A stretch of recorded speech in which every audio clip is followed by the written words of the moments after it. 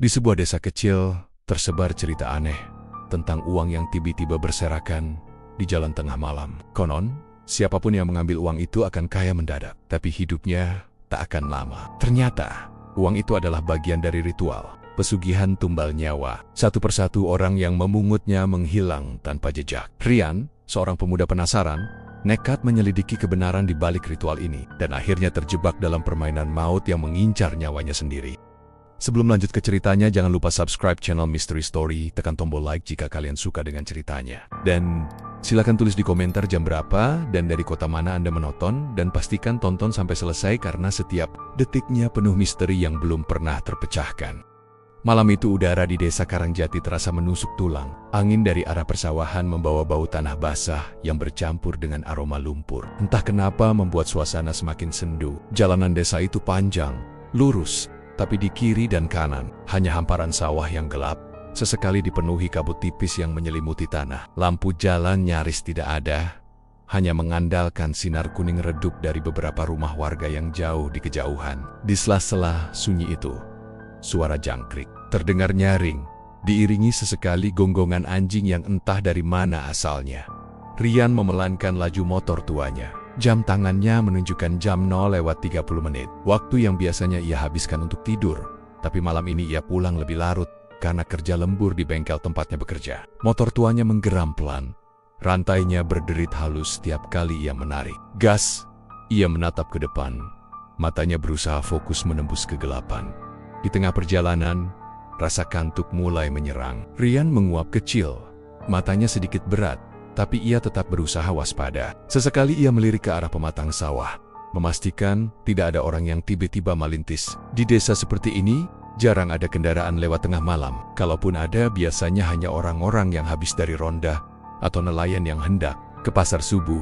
Tiba-tiba, dari sudut pandang lampu motor, ada sesuatu yang memantulkan cahaya. Rian spontan menekan rem pelan. Motor melambat, dan ia melihat dengan jelas kilauan itu. Sesuatu berwarna kehijauan dan merah muda berkilat di tanah aspal. Ia menepi, memutar stang motor, dan berhenti tepat di dekatnya. Matanya membesar. Tiap hadapannya berserakan uang kertas 50 ribuan dan 100 ribuan. Banyak, bukan cuma 1 atau 2 lembar, tapi mungkin puluhan lembar. Sebagian tertiup angin pelan sehingga bergerak-gerak di aspal. Sinar lampu motor membuat warna uang itu semakin mencolok di tengah gelapnya malam. Wah, rezeki nomplok nih, pikir Rian spontan. Jantungnya berdegup sedikit lebih cepat. Bukan karena takut, tapi karena membayangkan berapa total uang yang ada di depannya. Kalau dikumpulkan, mungkin bisa jutaan. Dan untuk ukuran gajinya yang poposan, itu bukan jumlah yang kecil. Namun, saat ia hendak turun dari motor, matanya menangkap sesuatu yang membuatnya sedikit ragu. Uang itu tidak tersebar acak, seperti orang menjatuhkannya. Justru sebaliknya, lembaran-lembaran itu tersusun seperti ditabur rapi, membentuk garis memanjang di sepanjang jalan. Seolah ada orang yang sengaja menaruhnya dengan jarak yang sama.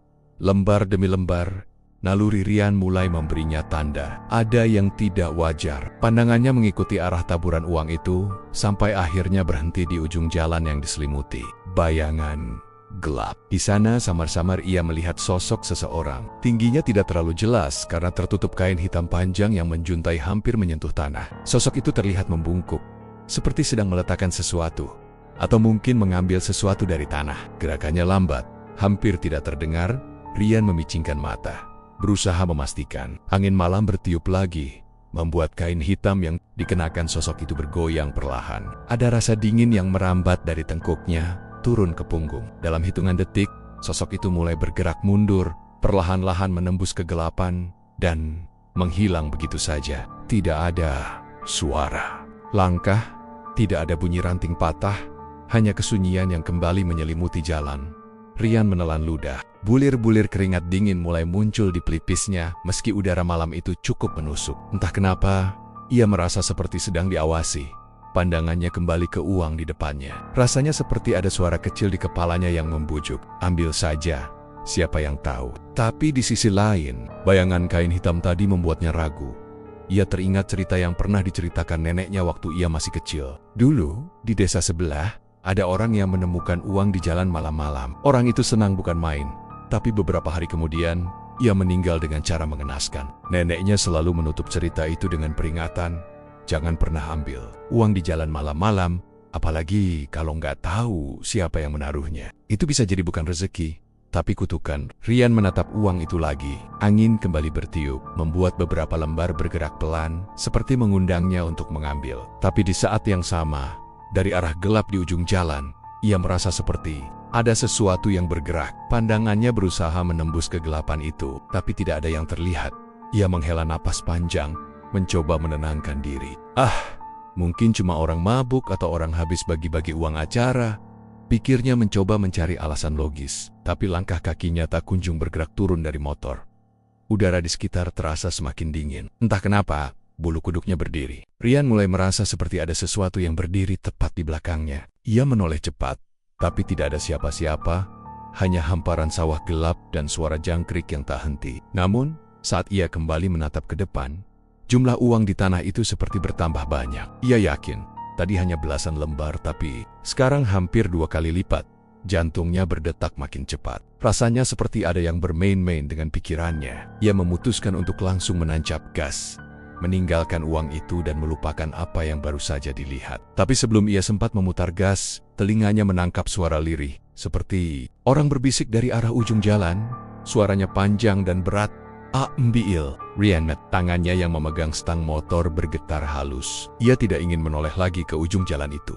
Tapi rasa penasaran membuatnya melirik sekilas. Dan di sanalah, sosok kain hitam tadi kini berdiri tegak menghadapnya meski gerok. Masajo, wajahnya tertutup sepenuhnya. Hanya kain hitam yang berkibar tipis tertiup angin. Tanpa berpikir panjang, Rian memutar gas sekencang mungkin. Motor tuanya meraung, melaju kencang menembus jalan lurus itu. Angin malam menusuk wajahnya, tapi ia tidak peduli. Dari kaca spion, ia melihat sekilas sosok itu masih berdiri di tengah jalan, menatapnya pergi. Saat sudah cukup jauh dan merasa aman, ia memelankan laju motor, mencoba mengatur napas. Tapi ada satu hal yang membuat darahnya membeku di bagian pijakan kaki motornya. Ada selembar uang 100.000, basah, dengan noda tanah merah menempel di salah satu ujungnya. Pagi itu, suasana di warung kopi dekat pasar Karangjati ramai seperti biasa. Bau kopi tubruk yang diseduh baru bercampur dengan wangi gorengan yang masih panas. Orang-orang duduk di kursi kayu, sebagian ngobrol santai, sebagian lagi hanya diam sambil menikmati rokok. Rian melangkah masuk dengan langkah agak malas. Kantuknya belum sepenuhnya hilang setelah semalam nyaris tidak bisa tidur. Pikirannya masih terbiang-biang. Kejadian uang berserakan di jalan dan sosok misterius yang ia lihat. Darto, tukang ojek yang sudah duduk di pojokan, melambai pelan. Ri, sini, ngopi bareng, panggilnya. Rian mendekot, duduk di bangku panjang yang mulai aus di ujungnya. Gelas kopi hitam segera dipesan, dan tak lama kemudian, asap panas mengepul dari permukaannya. Sambil menyeruput kopi, Rian memutuskan untuk membuka cerita. Tuh, semalam gue lewat jalan dekat sawah, lu tahu kan, yang agak gelap itu, gue nemu banyak uang berserakan. Darto langsung menoleh cepat. Lu ngambil? Suaranya agak meninggi. Enggak lah, gue cuman berhenti bentar. Tapi ya lumayan. Banyak, 50 ribuan, 100 ribuan. Jawab Rian, setengah berbisik, takut didengar orang lain. Darto menggeleng keras. Bodoh banget kalau diambil, Ri. Rian mengernyit. Kenapa? Kan rezeki tuh. Siapa tahu ada orang jatuhin. Darto mencondongkan tubuhnya. Suaranya lebih pelan tapi nadanya serius. Lu nggak tahu? Itu pesugihan tabur uang. Siapa yang ngambil, seminggu atau sebulan kemudian pasti mati. Katanya yang punya pesugihan itu butuh tumbal nyawa. Uangnya cuma pancingan. Rian tertawa kecil, mencoba meremehkan, tapi matanya tak bisa menyembunyikan rasa penasaran. Serius lu? Jangan bercanda tuh. Namun, dari meja sebelah, Pak Samin, penjual ayam di pasar yang sudah berumur setengah baya, ikat menuhat. Bener kata si Darto. Gue juga pernah dengar. Dulu di desa sebelah, ada anak muda nemu uang di jalan. Nggak lama dia kecelakaan di tikungan. Motornya nyungsep ke parit. Katanya pas dibawa ke rumah sakit, di kantong celananya penuh uang basah. Padahal dia nggak bawa uang sebanyak itu sebelumnya. Beberapa orang di warung yang mendengar obrolan itu ikut mendekat. Obrolan tentang pesugihan selalu menarik perhatian. Apalagi kalau sudah ada korban yang diceritakan. Seorang bapak tua yang dipanggil warga sebagai Pak Dul, meletakkan gelas tehnya di meja. Kejadian kayak gitu udah ada dari dulu. Zaman gue muda, ada orang nemu uang di jalan pas malam-malam. Besoknya dia nggak kelihatan lagi. Setelah dicari, Ternyata mayatnya ketemu di tengah sawah, kaku, matanya melotot, dan tahu nggak, di tangannya masih ada uang yang dia pungut itu. Bau anyirnya nyengat banget. Warung kopi itu mendadak hening beberapa detik. Bahkan bunyi sendok yang mengaduk kopi pun berhenti. Semua seakan menunggu cerita berikutnya. Darto menambahkan, katanya, setiap orang yang ngambil uang itu bakal ditandai. Mungkin gak langsung mati, tapi pasti ada waktunya. Dan pas waktunya tiba, nggak bisa dihindarin. Mau sembunyi dimanapun, mau dijagain siapapun, tetap aja ketemu ajalnya. Rian merasakan bulu kuduknya meremang. Kopi di depannya mendadak terasa hambar, tapi siapa yang naruh uangnya? Masa iya orang sengaja buang duit cuma buat nyari tumbal? Tanyanya, mencoba mencari logika. Pak Dul menarik napas panjang sebelum menjawab. Bukan orang sembarangan. Biasanya yang punya pesugihan, mereka ngasih persembahan ke makhluk halus biar usahanya lancar, duitnya nggak pernah habis. Tapi syaratnya, harus ada tumbal nyawa. Nah, biar nggak nyari orang sendiri, mereka tabur uang di tempat sepi, tengah malam. Orang yang rakus atau penasaran pasti ngambil. Begitu ngambil, ya selesai sudah. Seseorang dari ujung meja, yang sedari tadi diam, ikut bicara. Namanya Wanto, tukang becak yang terkenal pendiam. Aku pernah lihat sendiri. Tahun lalu, di jalan belakang balai desa, ada uang ditabur. Aku pikir itu rezeki. Tapi pas mau ngambil, aku lihat di ujung jalan ada sosok tinggi gede pakai kain hitam. Dia jongkok, tangannya panjang banget. Kayak nggak wajar. Aku langsung lari. Nggak jadi ngambil. Rian menelan ludah. Cerita Wanto itu mirip sekali dengan apa yang ia lihat semalam. Sosok berkain hitam yang membungkuk, lalu menghilang. Jantungnya berdetak lebih cepat saat mengingatnya lagi. Obrolan di warung kopi itu semakin memanas. Ada yang bercerita tentang korban yang hilang di sungai. Jasadnya baru ditemukan seminggu kemudian dengan tubuh membengkak dan tangan menggenggam uang lusuh. Ada pula cerita tentang seorang ibu yang nekat mengambil uang itu untuk bayar utang. Tapi malamnya ia menjerit kesakitan dan tewas tanpa sebab jelas. Rian setengah percaya, setengah tidak. Baginya semua itu terdengar seperti cerita mistis yang dilebih-lebihkan. Tapi di sisi lain, bayangan sosok kain hitam semalam masih jelas, terpatri di kepalanya. Ia mencoba menepis rasa takut dengan logika. Tapi setiap kali ia mengingat tatapan tak terlihat dari ujung jalan gelap itu, logikanya seakan runtuh.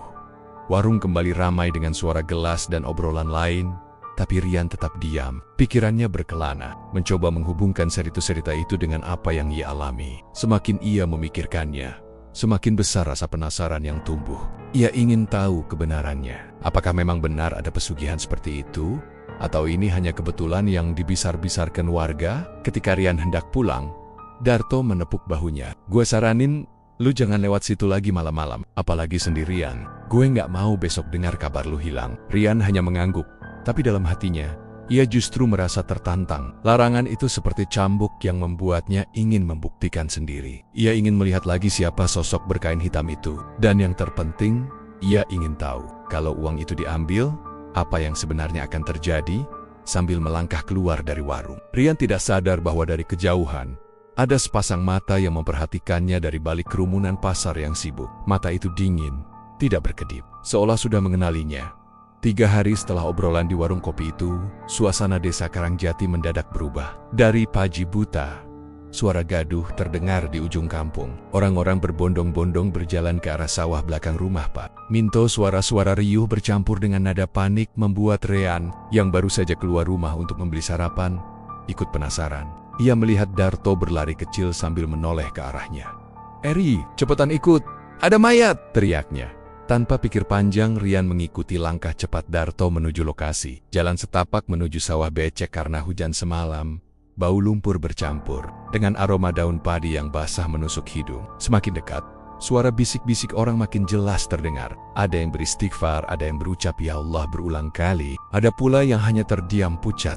Begitu sampai di tempat kejadian, Rian langsung melihat kerumunan mengelilingi tubuh yang tergeletak di tanah, tepat di pematang sawah. Itu kaku, posisinya terlentang, dengan wajah yang seolah membeku dalam ekspresi ketakutan. Matanya terbuka lebar, melotot seperti melihat sesuatu yang mengerikan sebelum ajal menjemputnya. Mulutnya menganga, bibirnya pecah-pecah, dan lidahnya sedikit terjulur.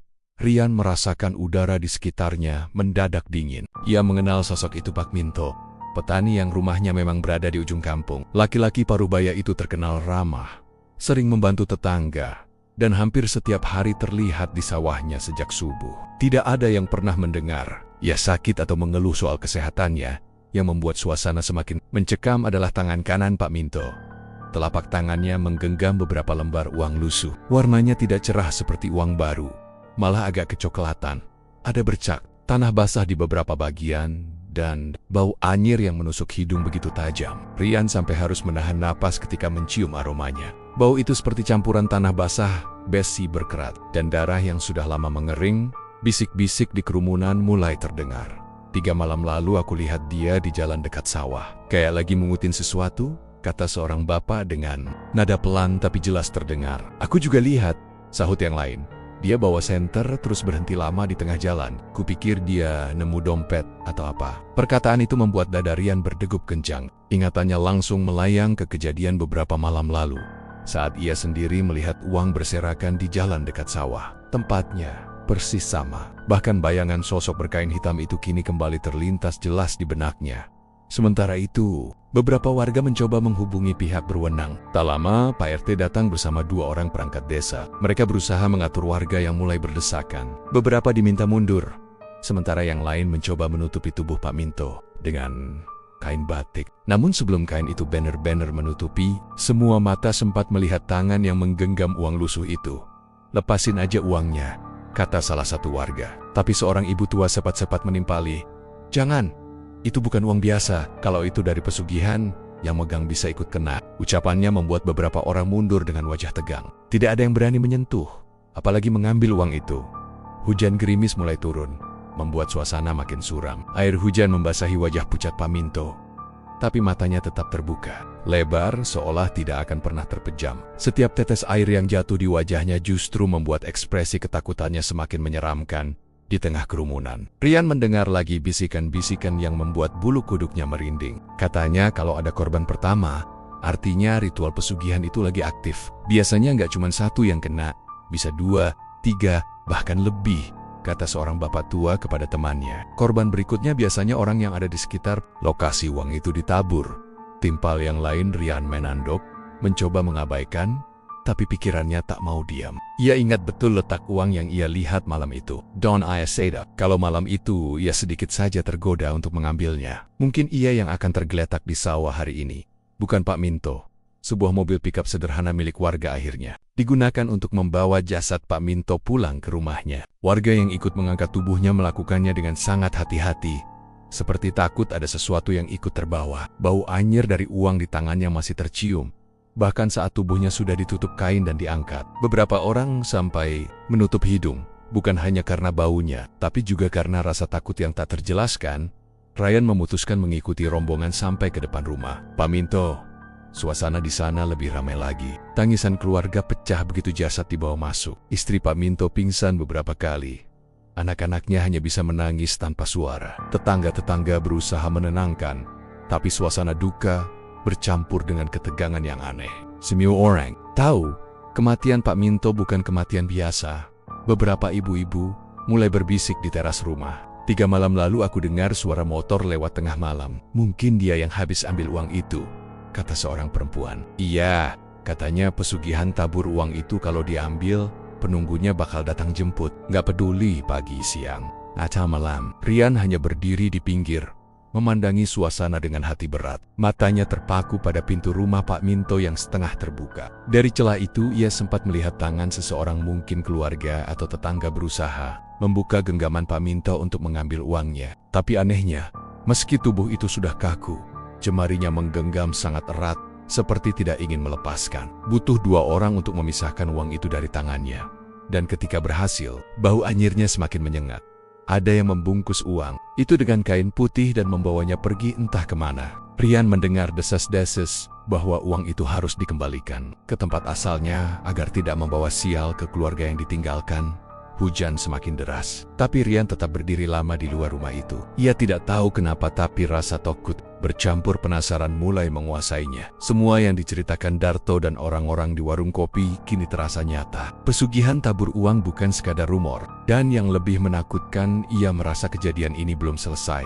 Malamnya, saat Ryan berbaring di kamarnya, Suara hujan di atap tak mampu meredam pikirannya. Wajah Pak Minto dengan mata melotot itu terus terbayang. Bau anyir yang tercium di sawah tadi seakan masih menempel di hidungnya. Ia memejamkan mata, mencoba tidur, tapi baru beberapa menit ia merasa mendengar suara di luar rumah, suara seperti lembaran uang yang dijatuhkan satu persatu di tanah, diikuti bisikan lirih yang sama. Rian gak bisa tidur nyenyak sejak kejadian itu. Wajah kaku Pak Minto terus muncul di pikirannya. Apalagi kabar soal uang lusuh bau anyir itu bikin bulu kuduknya merinding tiap ingat.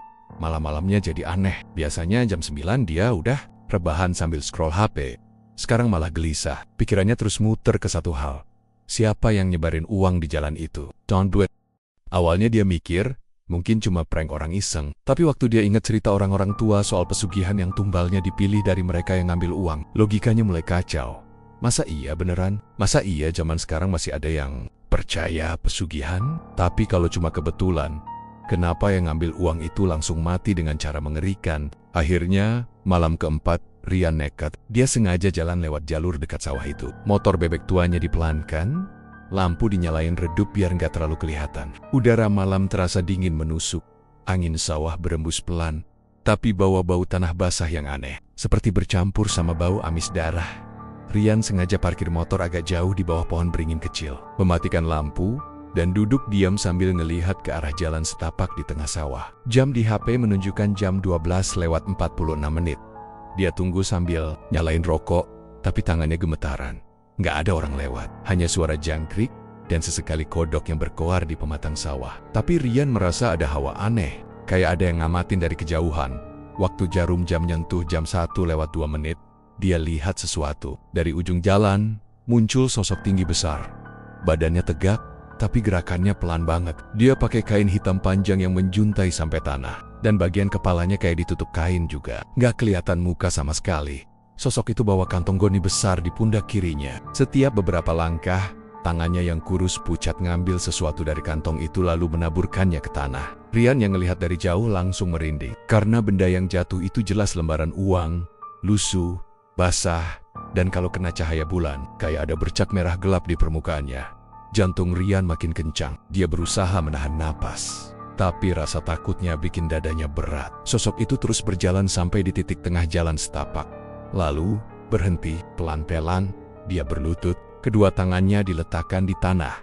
Dan dari mulutnya terdengar suara lirih. Kayak orang komat kemit membaca sesuatu, bahasanya aneh. Rian gak ngerti satupun kata yang diucapkan. Tapi nadanya bikin kepala pusing. Suara itu gak keras, tapi menggema di telinga. Seolah langsung menembus ke dalam pikirannya. Tiba-tiba, semua suara jangkrik dan kodok hilang. Sunyi, cuma ada suara lirih itu. Udara di sekitar mendadak jadi dingin menusuk. Napas Rian sampai keluar asap tipis. Dia refleks memeluk tubuhnya sendiri, tapi nggak berani bergerak. Sosok itu selesai membaca mantra. Dia nggak berdiri, tapi menghilang. Bukan lari, bukan jalan, tapi benar-benar lenyap di tempat. Seperti disedot ke dalam tanah atau ditelan udara. Padahal, Rian tahu, di situ nggak ada jalan lain selain setapak itu. Rian bengong, otot kakinya kaku. Dia coba melirik ke arah tanah tempat tadi uang ditabur. Lembaran-lembaran itu masih ada, tergeletak di jalan, sebagian tertiup angin. Satu lembar, bahkan terbawa sampai dekat kakinya. Bau anyir menusuk hidung, bikin dia hampir muntah. Dia buru-buru berdiri, mau pergi dari situ, tapi langkahnya goyah. Matanya nggak sengaja melirik ke arah sawah. Sekilas, dia lihat sesuatu di antara padi yang bergoyang. Kayak ada kepala manusia muncul sebentar, lalu tenggelam lagi. Rian panik, dia langsung lari ke motornya, nyalain mesin, dan tancap gas. Bang, motor sampai nyipratin lumpur ke celana. Dia nggak peduli. Sampai di rumah, keringatnya bercucuran meski udara malam dingin. Dia duduk di kursi ruang tamu, napasnya ngos-ngosan. Gambar sosok tinggi berbaju hitam itu terus muter di kepalanya. Dia yakin, itu bukan orang biasa. Malam itu, dia nggak bisa tidur sama sekali. Suara lirih mantra itu masih terngiang. Bahkan, makin jelas di telinganya. Sampai-sampai dia merasa ada bisikan di sudut kamar. Pelan, tapi bikin bulu kuduknya berdiri. Dia nutup kuping pakai bantal. Tapi percuma. Pagi harinya dia cerita ke Bima, temannya yang terkenal sok pemberani. Tapi, bukannya percaya, Bima malah ketawa. Lo kebanyakan nonton film horor, Yan? kata Bima sambil nyeruput kopi. Paling juga maling uang yang nyari korban buat nipu. Rian gak mau berdebat. Dia tahu apa yang dia lihat semalam bukan hal normal. Tapi dia juga gak mau memaksa orang percaya. Siangnya, kabar baru bikin hatinya makin gak tenang. Ada, tetangga kampung sebelah, namanya Bu Sumini, ditemukan meninggal di rumahnya dengan wajah ketakutan. Dan di tangannya ditemukan uang lusuh bau anyir. Sama persis kayak yang ditemukan di tangan Pak Minto. Rian langsung kepikiran satu hal. Berarti, orang yang ngambil uang itu bakal mati dalam waktu dekat. Dia mulai sadar. Uang itu memang bagian dari ritual pesugihan. Dan sosok berbaju hitam itu kemungkinan besar adalah orang yang melakukan ritualnya. Atau bahkan pesugihannya sendiri. Hari-hari berikutnya, Rian makin sering lewat jalan itu. Tapi kali ini dia bawa kamera HP yang baterainya udah dia cas penuh. Dia nggak tahu bakal dipakai atau enggak. Tapi kalau bisa merekam sosok itu, mungkin dia punya bukti. Tapi di dalam hati, dia tahu, makin dia mendekat ke misteri ini, makin besar kemungkinan dia sendiri yang jadi tumbal berikutnya. Malam itu udara terasa lebih dingin dari biasanya, meski angin malam nyaris tak berembus. Langit mendung pekat, menutupi cahaya bulan yang biasanya, memberi sedikit penerangan di jalan sepi itu. Rian sudah mempersiapkan dirinya sejak sore. Ia sengaja tidak tidur lebih awal, duduk di kamar kos dengan jantung berdegup kencang, memikirkan langkah-langkah yang akan ia lakukan nanti. Rasa penasarannya sudah menumpuk sampai di titik di mana rasa takutnya perlahan kalah. Ada sesuatu di balik uang-uang itu, dan ia merasa harus tahu kebenarannya. Meskipun entah kenapa nalurinya mengatakan bahwa jawabannya tidak akan menyenangkan. Sekitar jam 12:30 malam, Rian sudah berada di atas motornya, melaju pelan ke jalan. Tempat ia sebelumnya melihat sosok misterius menabur uang. Kali ini ia membawa senter kecil di sakunya. Meski ia ragu apakah itu akan berguna. Begitu sampai di dekat lokasi, ia memarkir motornya agak jauh dan memutuskan untuk berjalan kaki, agar tidak menarik perhatian. Jalan itu sepi sekali. Hanya terdengar suara jauh motor-motor yang melintas di jalan besar. Rian menahan napas setiap kali langkahnya sendiri terdengar terlalu jelas di telinga.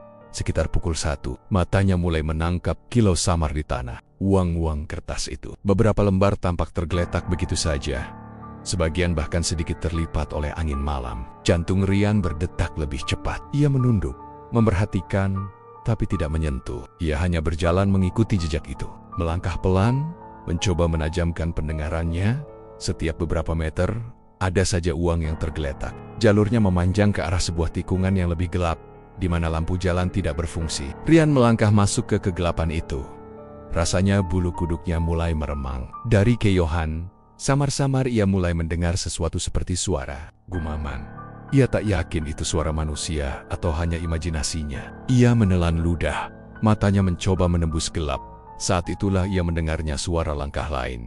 Bukan langkahnya sendiri. Suara itu datang dari belakang. Awalnya pelan, lalu semakin jelas. Rian menoleh cepat, dan apa yang ia lihat membuat darahnya terasa berhenti mengalir.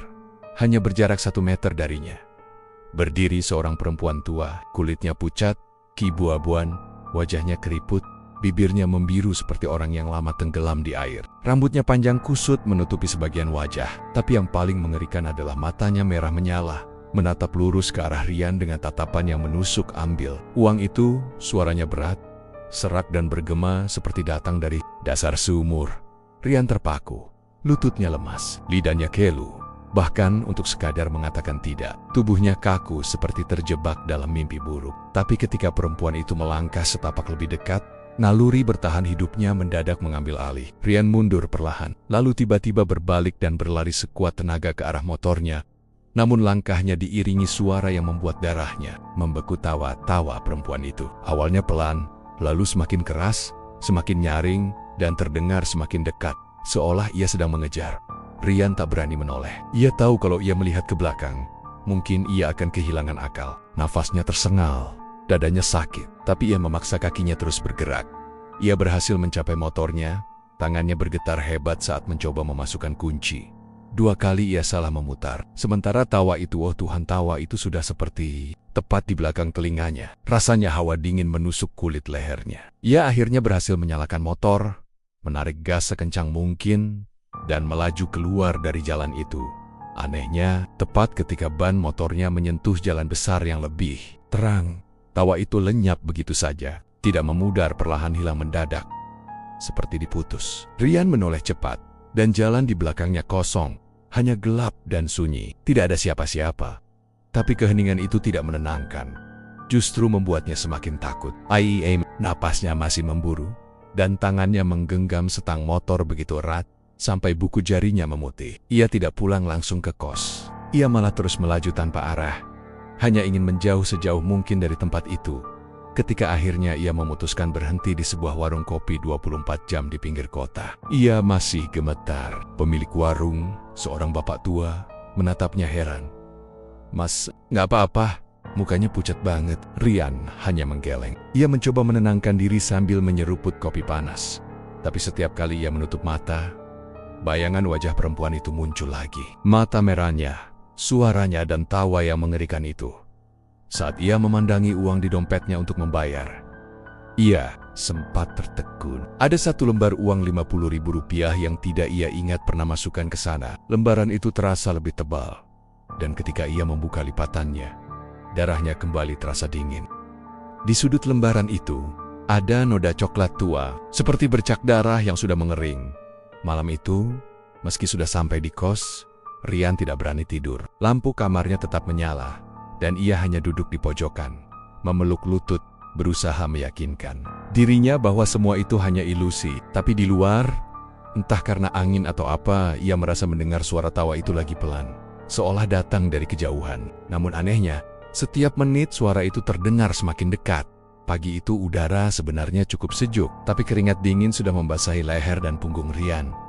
Ia berdiri terpaku di depan pintu rumah, menatap uang ratusan ribu yang berserakan. Di lantai teras seperti daun-daun kering tertiup angin. Jumlahnya banyak sekali, puluhan lembar, beberapa masih kaku, seperti baru keluar dari bank. Sebagian lagi tampak agak kusut dan lusuh. Tidak ada dompet, tidak ada karet, tidak ada kantong plastik. Uang itu seolah muncul begitu saja semalam. Rian mengingat betul bau anyir samar yang ia cium semalam saat melihat uang di jalan. Dan sekarang, anehnya, aroma itu juga tercium di teras rumahnya. Bukan sekadar bau tanah basah atau bau debu, tapi ada sentuhan bau besi, seperti darah kering yang sudah lama. Matanya menyapu sekitar. Tidak ada tanda-tanda orang lewat atau tetangga yang iseng. Gerbang rumah tertutup rapat. Kalau uang ini bisa sampai di sini tanpa ia sadari, berarti seseorang sesuatu benar-benar tahu di mana ia tinggal. Ini uang siapa?" Ponyok, suara ibunya terdengar dari dalam. Sedikit serak karena baru bangun tidur. Langkahnya sudah terdengar mendekat. "Jangan sentuh, Bu!" Rian spontan berteriak, hampir memecahkan suara pagi yang biasanya tenang. Ibunya terkejut, terhenti di ambang pintu dengan ekspresi bingung. "Loh, kenapa? Ini kan rezeki. Siapa tahu Aida yang sedekah atau salah alamat?" ujarnya sambil menatap uang itu dengan heran. "Enggak, Bu, itu bukan uang biasa." Rian setengah berlari menutup pintu dari dalam, lalu berdiri menghadang supaya ibunya tidak keluar. "Pokoknya jangan dipegang. Tolong percaya sama aku." Belum sempat ibunya bertanya lagi, dari ujung gang terdengar suara langkah cepat dan gumaman penasaran. Beberapa tetangga sudah mulai berdatangan. Ada Pak Darto yang selalu bangun pagi untuk nyapu halaman, Bu Wati yang kebetulan lewat hendak ke pasar, dan dua anak remaja yang sepertinya baru pulang dari ronda. Mereka semua menatap ke arah teras rumah Rian dengan pandangan seperti melihat, "Tontonan gratis loh, ini siapa yang nyebar uang begini? Banyak amat," kata Pak Darto sambil mendekat. Tangannya sudah setengah terulur untuk memungut selembar yang dekat kakinya. "Jangan diambil, Pak!" Rian membentak, membuat semua orang di situ kaget. "Itu bukan uang beneran, maksud saya. Itu uang yang gak beres." Tetapi dunia selalu punya orang-orang yang susah diatur. Salah satu anak ronda, si Ucok, malah nyengir. Paling juga uang hasil maling yang dibuang biar gak ketahuan. Lumayan buat jajan." Tangannya bergerak cepat hendak meraih satu lembar, tapi Rian memukul tangannya. "Jangan, kamu mau mati." Ucok terperanjat, tapi matanya menyipit. "Apaan sih, Luri? Lebay amat, uang aja ditakutin." Rian sudah mau menjelaskan, tapi ia tahu tidak akan ada yang percaya kalau ia cerita tentang perempuan bermata merah yang menyuruhnya mengambil uang. Apalagi soal bau darah dan ritual pesugihan. Malah nanti ia dianggap halu atau lagi bikin cerita horor iseng-iseng. Sementara itu, uang-uang itu entah kenapa tetap di tempatnya, seperti menunggu seseorang untuk memungut. Angin pagi yang cukup kencang tidak membuatnya berterbangan. Seolah ada sesuatu yang menahan, Rian menghela napas dalam-dalam. "Pak, Bu, semua tolong jangan disentuh. Ini serius. Kalau ada yang ambil, nyawanya bisa jadi taruhannya," katanya lagi. Kali ini dengan nada lebih tenang tapi penuh tekanan. "Nyawa? Astaga. Maksudnya apa? Bu Wati bergidik. Beberapa orang mulai mundur, tapi tatapan penasaran mereka belum hilang. Rian memutuskan untuk mengumpulkan uang itu sendiri, tapi tanpa menyentuh langsung. Ia mengambil sapu lidi dari dalam rumah, lalu dengan hati-hati mendorong-dorong lembaran itu supaya menumpuk di satu sudut teras. Tapi anehnya, beberapa lembar terasa seperti menempel di lantai. Ia harus menyentaknya agak kuat sebelum bisa bergeser. Saat salah satu lembar itu terbalik, Rian melihat noda gelap di sudutnya. Ia menelan ludah itu bukan tinta, tapi warna coklat. Kemerahan yang sangat ia kenal, ibunya yang melihat juga langsung pucat. "Itu darah?" tanyanya pelan. Rian tidak menjawab. Ia mendorong semua uang itu masuk ke dalam kantong plastik hitam tebal, lalu mengikatnya rapat. "Bu, tolong jangan buka kantong ini. Aku nanti buang ke sungai atau bakar," katanya singkat. Tetapi sebelum ia sempat melangkah keluar, ponselnya bergetar. Nomor tak dikenal muncul di layar. Rian mengangkat, dan suara berat yang sama seperti semalam terdengar di telinganya. "Kau sudah diberi rezeki. Kenapa menolaknya?" Rian langsung merinding. Ia melirik keluar rumah. Di Yujenggeng, ia melihat sosok perempuan tua itu berdiri, sama persis dengan yang ia lihat semalam. Mata merah, rambut acak-acakan, kain lusuh yang menutupi tubuh kurusnya. Bibirnya menyeringai, dan meskipun jaraknya cukup jauh, Rian bisa merasakan tatapan itu menusuk ke dalam pikirannya. Tanpa pikir panjang, Rian masuk ke rumah, menutup pintu, dan menguncinya. Kantong plastik berisi uang itu ia letakkan di dapur, lalu ia duduk di lantai, berusaha mengatur napas. Ibunya ikut duduk di sebelahnya. Wajahnya penuh tanda tanya. "Rian, kamu harus cerita sebenarnya. Ini uang apa dan kenapa ada orang ngikutin kamu?" Rian akhirnya menceritakan semuanya dari pertama kali ia melihat uang di jalan, mengikuti jejaknya, bertemu perempuan itu, sampai tawa yang memburu di belakangnya semalam. Ibunya terdiam lama, lalu berkata pelan, "Kalau ini beneran pesugihan, kita nggak bisa hadapi sendirian. Harus cari orang pintar atau ustadz." Sore itu Rian menghubungi Pak Hadi, seorang ustadz di kampung sebelah yang sering diminta warga untuk mengusir makhluk halus. Pak Hadi datang menjelang maghrib, membawa tas kecil berisi botol air, beberapa daun bidara, dan kitab. Begitu kantong plastik hitam di dapur, wajah Pak Hadi langsung serius. Ia membuka sedikit, lalu menutupnya kembali. "Ini uang tumbal," katanya singkat. "Kalau diambil, berarti kita ikut perjanjian yang sudah dibuat orang yang memanggilnya." Rian merasakan jantungnya berdegup makin keras. "Terus, sekarang gimana, Pak?" Pak Hadi mengangguk pelan. "Kita harus kembalikan, tapi bukan sekadar dibuang. Harus dikembalikan dengan cara yang benar. Kalau salah, malah kita yang kena." Di luar, suara azan maghrib mulai berkumandang. Tapi bersamaan dengan itu Rian mendengar suara tawa lirih yang datang dari arah gerbang. Ia menoleh keluar jendela, dan sosok perempuan tua itu masih di sana tidak bergerak, hanya menatap rumahnya. Kali ini, senyumnya lebih lebar, giginya terlihat hitam dan jarang-jarang. Malam itu, angin berhembus pelan tapi dinginnya menusuk tulang. Rian duduk di kursi ruang tamu rumah Pak Karto. Matanya sayu, wajahnya pucat. Lelaki tua itu menatapnya tanpa berkedip seolah sedang mengukur nyali Rian. "Kalau kau mau selamat, satu-satunya jalan adalah berhenti ikut campur. Tapi aku, dari caramu bercerita, mereka sudah menandaimu," ujar Pak Karto dengan suara parau. Rian menelan ludah, dadanya terasa berat. "Jadi, sekarang aku yang jadi target, Pak?" tanyanya lirih. Pak Karto mengangguk pelan. "Maklak, itu tidak suka ada orang yang menghalangi jalannya. Dia akan menguji nyalimu. Dan kalau kau terpancing, tamatlah riwayatmu." Rian merasa perutnya mual. Semua suara di luar rumah terdengar begitu sunyi.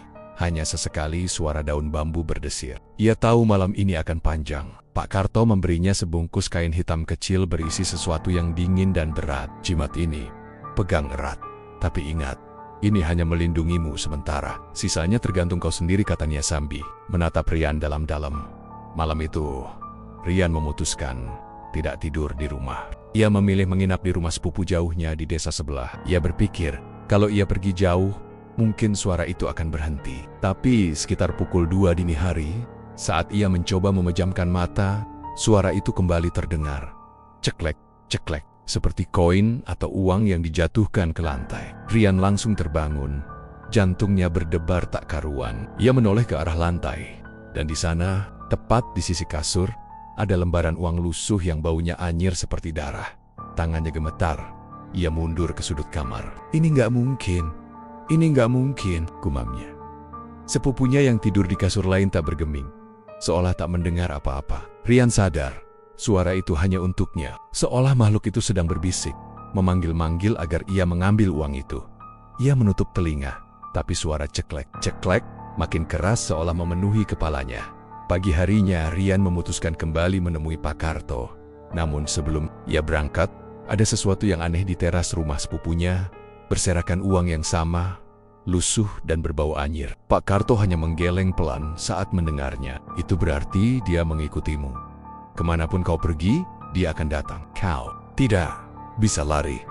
Hari-hari berikutnya menjadi mimpi buruk. Rian mulai mendengar suara itu di tempat kerja, di jalan, bahkan di toilet umum. Orang-orang mulai menganggapnya aneh, karena ia sering tiba-tiba panik dan keluar ruangan. Ibunya khawatir, tapi Rian mungkin menjelaskan semua. Ia tahu, kalau ibunya ikut tahu, nyawa ibunya pun bisa terancam.